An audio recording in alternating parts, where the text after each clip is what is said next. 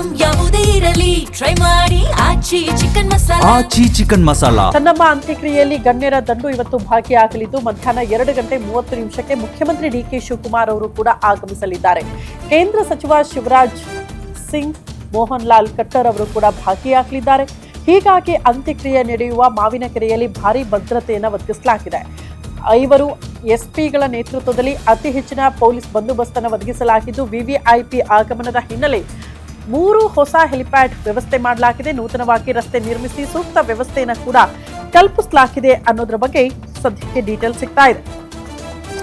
ವಿವಿಐಪಿಗಳ ಆಗಮನದ ಹಿನ್ನೆಲೆ ಚೆನ್ನಮ್ಮ ಅವರ ಅಂತ್ಯಕ್ರಿಯೆಯಲ್ಲಿ ಇವತ್ತು ಗಣ್ಯರ ದಂಡೆ ಭಾಗಿಯಾಗಲಿದೆ. ಹಾಗಾಗಿ ಅತಿ ಹೆಚ್ಚಿನ ಭದ್ರತೆಯನ್ನ ಹಾಸನದ ಹೊಳೆ ನರಸೀಪುರ ಮತ್ತು ಅಂತ್ಯಕ್ರಿಯೆ ನಡೆಯುವ ಸ್ಥಳದಲ್ಲಿ ಅತಿ ಹೆಚ್ಚಿನ ಭದ್ರತೆಯನ್ನ 5 ಎಸ್ಪಿಗಳ ನೇತೃತ್ವದಲ್ಲಿ ಒದಗಿಸಲಾಗಿದೆ ಅನ್ನೋದ್ರ ಬಗ್ಗೆ ಡೀಟೇಲ್ ಸಿಗ್ತಾ ಇದೆ.